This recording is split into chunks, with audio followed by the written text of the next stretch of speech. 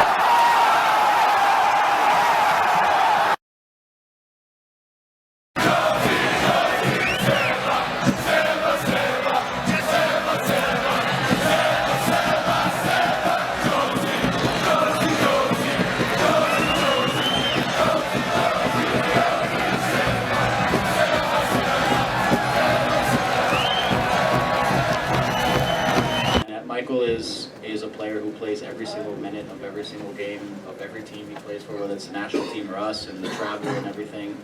Obviously, starts to wear on a guy at the end of the year, even someone like Michael, who is as strong and powerful as they come. He still gets worn down over the course of a season. So while a lot of us don't love the time in between all of these games, the time did enable guys like him to again recharge a little bit. He didn't have to travel obviously to the last national team. We were able to keep him close by, and I think he will say the same thing. Physically, he really felt great at the end of this year, and that's a good thing when your captain feels like that. So in terms of tactics, we always are in constant communication tactically. He always knows exactly what I want and what I'm looking for. Obviously I think it's imperative that he is the captain, and also the role that he plays in that pivot, that we're on the same page. And that's not just sort of the initial game plan, but that's also being able to adapt in the course of the game. And he's the guy on the field that I look to when we do need to adapt, and he needs to pull other guys into other spaces and make sure that things are sorted out. He's done that, and I think he's obviously always been a great player, but I think he's grown leaps and bounds in his ability to really deploy and get other guys to do what they need to do within our system and structure. And his leadership on that side of things this year has been extraordinary, really. We had to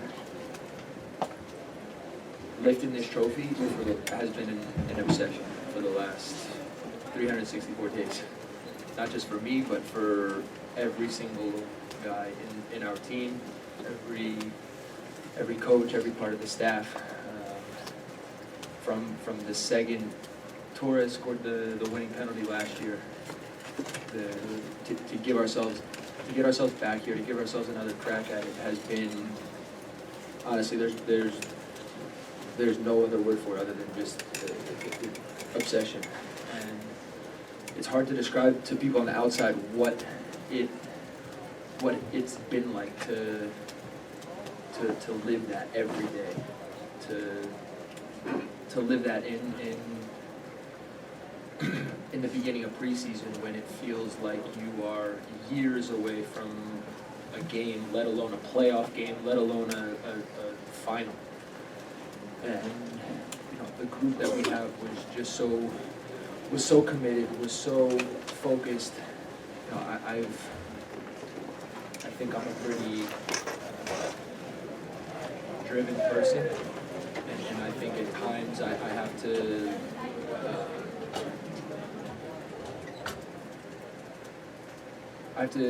to make sure that I don't wear guys out, because for me there's no problem to go 24 hours a day every single day, but I understand everybody's different, and so I know that I have to pick and choose moments to say things and to really be hard with certain things. And with this team,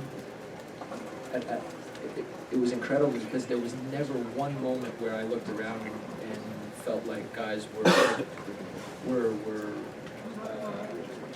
losing focus or were forgetting about what we were trying to do. Because everything was about getting back here. Every time I look around, it was just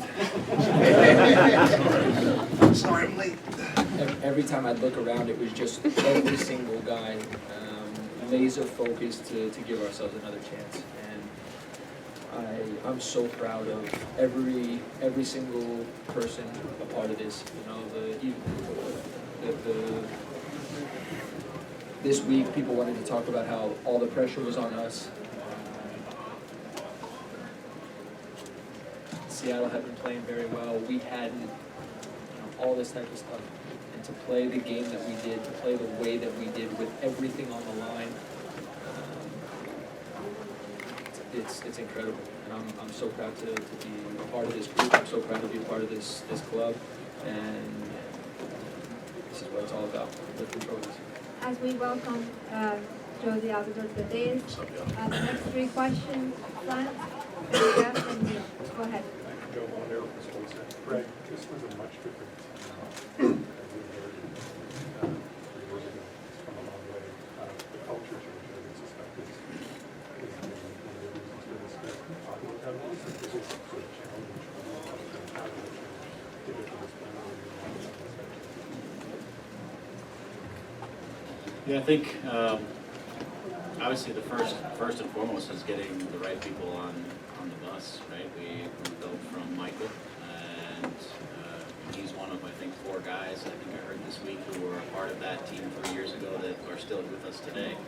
And so we went through adding the right just people first and foremost, and guys who, you know, as Michael alluded to, are able to focus and are able to give everything they can to a project and do that every single day.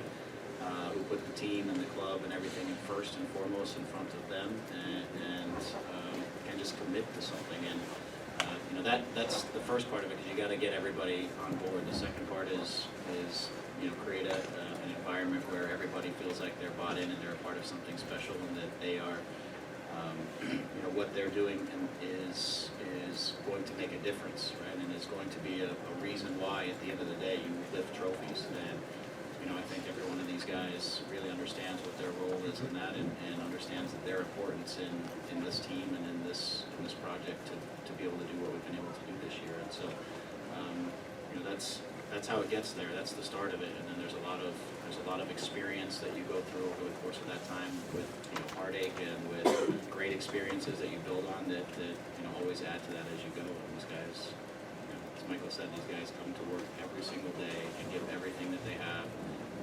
And they enjoy one another, and that's really, it's a special thing to have, and we've been able to accomplish getting that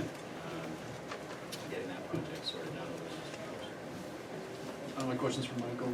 Michael, what's the process like for you that allows you to compartmentalize what happened with the national team and then devote your entire focus to tournament? There's no process. It's when you play for a national team, it's your responsibility to be able to switch gears like that, both in good moments and in bad moments, regardless of what's going on with the club, regardless of what's going on with the national team. It's a huge honor and a huge responsibility and a huge privilege to play for your national team on top of what you're doing for your club every single day. And there are moments when things are going well for your national team but not for your club, moments when things are going well for your club but not your national team. And when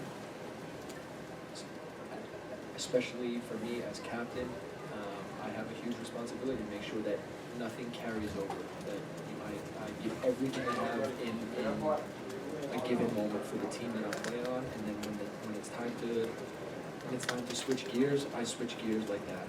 And you know, when we got back from Trinidad, I said to our media here that it would not be fair to any person here, not any of our teammates, our coaches, our fans, any people part of this club, if we brought the anger, frustration, or heartbreak over, because this team this year has been like nothing I've ever been a part of, just in terms of, again, a group of guys together with the coaches, with the staff, with everybody upstairs at the club, that were just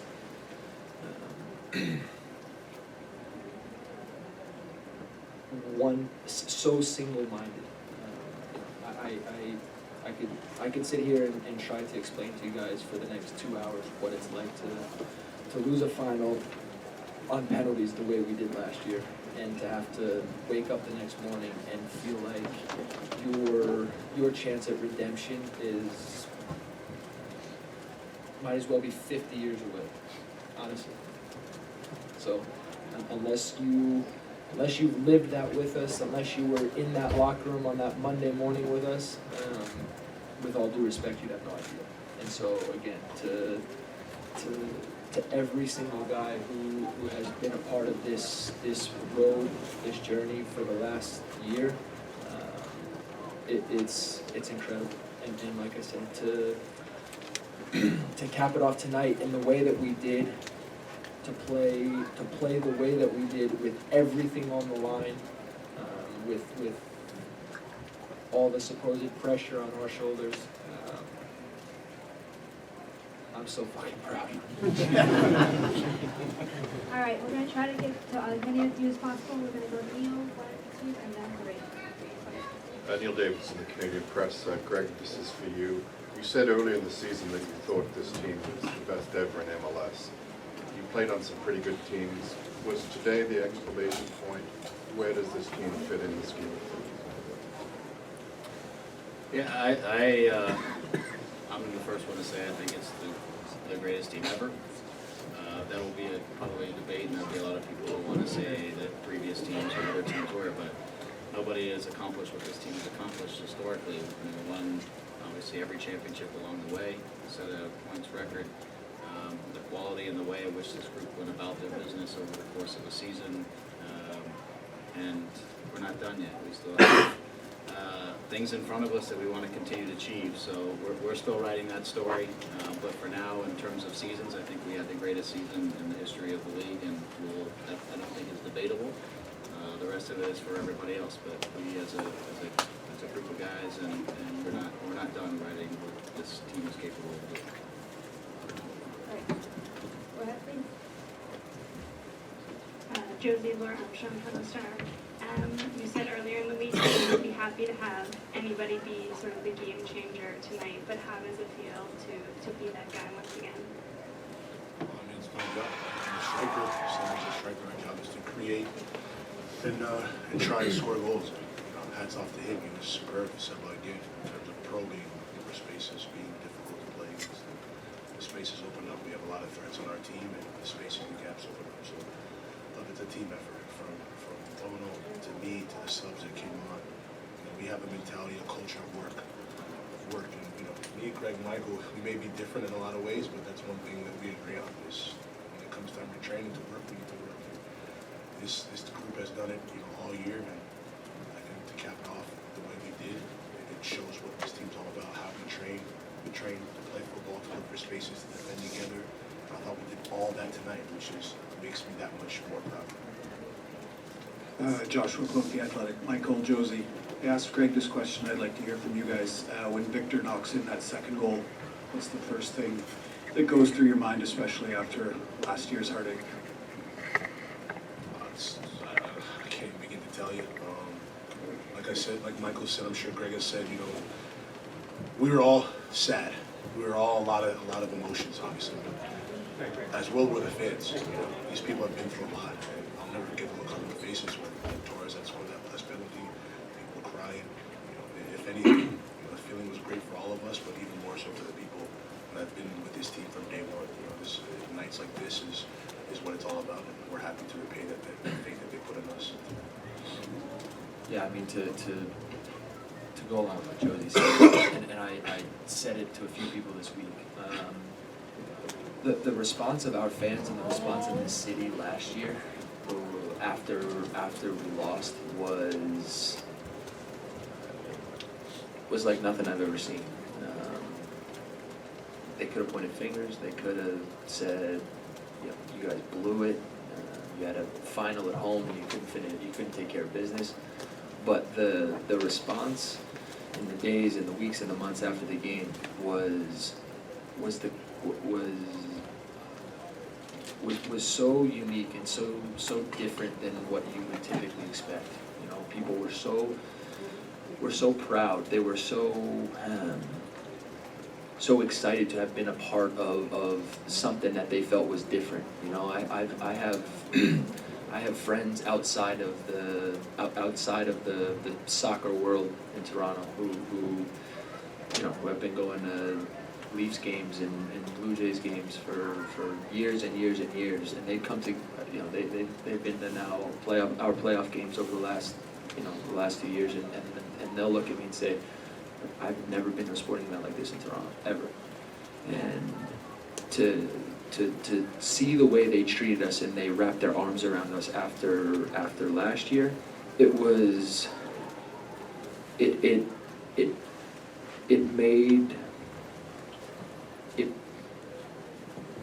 We wanted to win regardless, but we wanted it so much more after that, to give them their night, their moment to celebrate to the fullest in in the biggest way, you know, and you know, the relationship that this team and the relationship that this team has with our fans and with this city is special.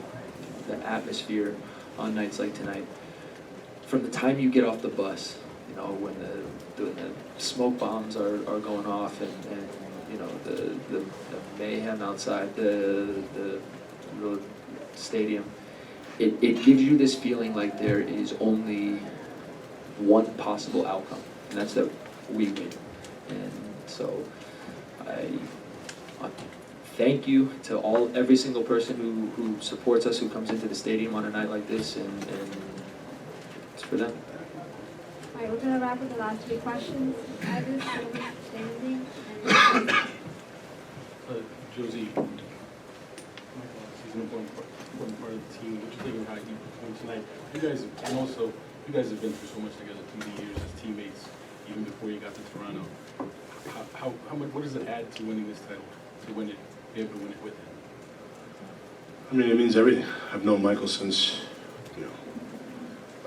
15 years old, and from the moment we met, we clicked instantly because we both have a love and a passion for the game that is rare. And so, when he first told me about Toronto, I'll never forget, we were in Orlando, Tampa, playing against Nigeria, and we were getting ready for that game. He said, "Hey, you should come to Toronto."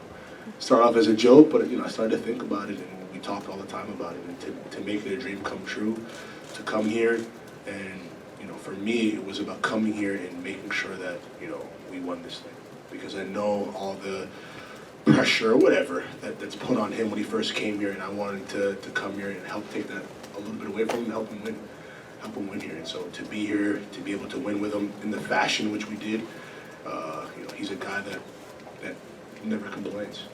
He receives a lot of shit, a lot of critiques or whatever, but every night puts his head down and plays the game for his team. And for me, if you put a group of guys behind Michael that share that mentality, you're always going to be successful. There's no player, for me, that I've seen in U.S. soccer, I've been a part of a long time, with the dedication, the commitment, and who just believes and plays the game the right way. It's team first always. It's never about him. And tonight, it was another Michael performance. Everything, he stifled them. Before they even looked, he was there. I mean, I was telling the guys on the bench, it was unbelievable. His bald head was everywhere. He was all over the field. And, but it's crazy because you come to expect that, fair or not. You come to expect that flawless performance, and it was another one for the books for him. A game where he covered so much ground, got the team out of trouble. It's Michael Bradley. It's what we've all come to expect. One of the best players in the history of our program in this league. Michael, same question for you about Josie winning it with him. Yeah, I mean, listen, when push comes to shove, you want to step into the biggest moments with people that you would do anything for, that you love, that you believe in, that you trust, that have your back. And I have that right here, and I have that right here. And so it doesn't mean that every day is perfect by any means, but the relationship that I have with Greg, the relationship that I have with Josie, the relationship that I have with Seba, with Drew Moore, and I can go down the line. I would do anything for any one of those guys, and I know that they do the same for me. And so when you step on the field in the biggest moments, with everything on the line, nothing's guaranteed. There's no. You can do everything right. You can leave everything you have on the field, and if a bounce doesn't go your way, if on the night, you're not quite as sharp, or they get a little bit of luck, you're not. Things can. You're not guaranteed anything, and I've lived that on many different occasions. But when push comes to shove, I want this guy next to me every single time, and I want Greg with me every single time, and I think across the board in our club, that's the mentality of we are all in something together. We have each other's back to the end of the world, and there are no questions asked about that. That's what it's all about. This is for Josie and Michael. You talked about how important it was to do this for the fans and the support over the last couple of years. Can you just talk about what it was like right after the game, being on the field, celebrating with your teammates, but also celebrating with the fans and the reaction and the atmosphere and just the feeling that you had being there? I mean, for me, that's the best part. You know, when I watch games back, you know, obviously you watch for details and stuff like that, but I love watching the goals and the celebrations because of the supporters, watching them and what it means to them. I mean, it's chaos. The way they celebrate our goals, it's like they're living and dying with us. I know it's like that for a lot of fan bases, but these people have suffered for a long time. They've had to come watch games where, you know, their team's getting dominated, and, you know, people that really didn't care about the city, about what's being built here, would have left the team. Even in those years, they're still averaging 22,000 people or whatever per game. And to see a night like tonight, when the whistle blew, all these people just euphoria. You know, it made it all worth it. And, you know, like Michael said, I'm sure Greg has said as well, this night was for them because they've been the driving force behind all this before any of us were even here. And so to be able to repay that to them, it means the world. Michael, can you talk about how you felt being on the field? Surreal.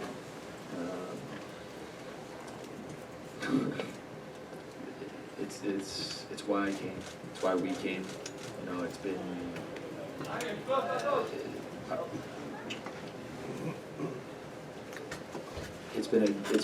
the dream for the last 4 years, and you could, after the way things went last year, you could say for the last year it's been an obsession.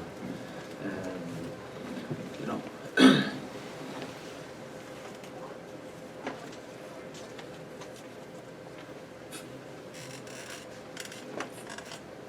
Things for me kind of came, you know, full circle yesterday. Actually, I was driving.